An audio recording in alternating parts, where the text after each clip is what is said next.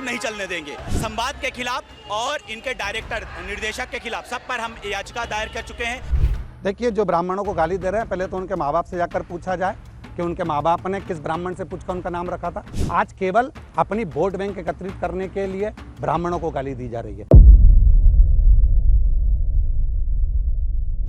ब्राह्मण समाज एक बार फिर गुस्से में है और इस बार विवाद की वजह बनी है ओटीटी प्लेटफॉर्म पर आने वाली सीरीज घूसखोर पंडित।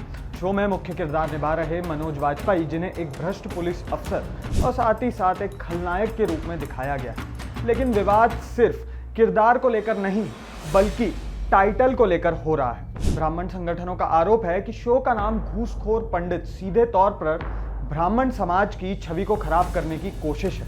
समाज के लोगों का कहना है कि आखिर क्यों बार बार फिल्में और वेब सीरीज में ब्राह्मणों को नकारात्मक किरदारों में जोड़कर पेश किया जाता है। उनका दावा है कि सिर्फ मनोरंजन नहीं है बल्कि समाज विशेष को बदनाम करने की सोची समझी एक साजिश है। विरोध की आवाज अब तेज होती जा रही है। ब्राह्मण समाज ने साफ चेतावनी दी कि अगर शो के नाम और कंटेंट में बदलाव नहीं किया जाता है तो फिल्म को रिलीज नहीं होने दिया जाएगा। लोकप्रिय कथावाचक पंडित प्रदीप मिश्रा ने भी इस मुद्दे पर ब्राह्मण समाज का समर्थन करते हुए कहा कि धार्मिक और सामाजिक पहचान का मजाक किसी भी कीमत पर बर्दाश्त नहीं किया जाएगा।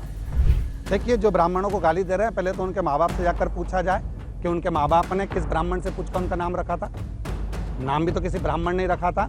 जब वो पैदा हुए थे तो उनके लिए चूड़ाकर में भी किसी ब्राह्मण से पूछा गया था कि समय पर ब्राह्मण ने बताया होगा कि ये नाम रखो, इस समय पर हुआ, ये पाया हुआ, ये समय लिया उसने, तो बताने वाला तो ब्राह्मण ही होगा। आज केवल अपनी वोट बैंक एकत्रित करने के लिए ब्राह्मणों को गाली दी जा रही है। आज अपना पक्ष मजबूत करने के लिए ब्राह्मणों को गाली दी जा रही है, जिससे जो ब्राह्मणों से नफरत करने वाले हैं या अन्य हो वो हमारी साइड हो जाए। कहीं ना कहीं समाज के इस जातियों में तोड़कर वोट बैंक को एकत्रित किया जा रहा है और कुछ भी नहीं है, वो वोट बैंक के लिए। और आने वाला समय ये बताएगा कि यहाँ रहने वाला व्यक्ति जाति में नहीं टूटता, यहाँ रहने वाला व्यक्ति समाजों में नहीं टूटता, यहाँ रहने वाला व्यक्ति एक होकर तिरंगे के झंडे के नीचे रहता और भगवा के नीचे रहता। उनको नहीं चलने देंगे, मतलब नहीं चलने देंगे। जिस प्रकार से संवाद है, जिस प्रकार से शीर्षक रखा गया है ओटीटी प्लेटफॉर्म पर, हम ओटीटी के प्लेटफॉर्म के खिलाफ, संवाद के खिलाफ और इनके डायरेक्टर निर्देशक के खिलाफ सब पर हम याचिका दायर कर चुके हैं। इन पर एफआईआर की मांग कर रहे हैं। रोड पर आए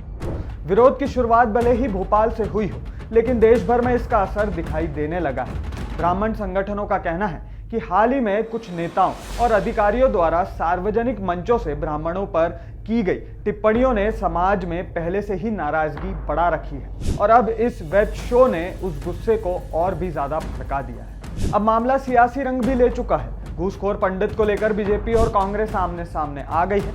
आप खुद ही सुन लीजिए कि उनका इस पर क्या कहना है। क्यों आ रही है फिल्म, किस पर्पज से, किसको बांटना चाहती है ये सरकार, किस प्रोपेगंडे के तहत बना रही है, ये तो सरकार से पूछना चाहिए आप। लेकिन उसमें तो सारे पंडित ही कलाकार हैं, वही पंडितों को गाली बक रहे हैं, तो अब उसमें कांग्रेस क्या कर लेगी। और ये बीजेपी से सवाल क्यों नहीं होता कि आपने जो है आपके सेंसर बोर्ड ने अनुमति कैसे दी ऐसी फिल्मों को रिलीज होने की। ये भारत है और भारत में अभिव्यक्ति की स्वतंत्रता सबको है, पर अभिव्यक्ति की स्वतंत्रता के नाम पर यदि किसी जाति, समाज, धर्म की भावना को चोट पहुंचती है तो उसका ध्यान सबको रखना चाहिए। तो यदि किसी चलचित्र से, उसके टाइटल से, उसकी कहानी से, कथानक से, पात्र से यदि किसी को कष्ट और खेद है तो उस पर निर्माता को जरूर विचार करना चाहिए। और बयानबाजी तो कितनी तेज हो रही है। फिल्म और वेब सीरीज को लेकर विवाद कोई नई बात नहीं है।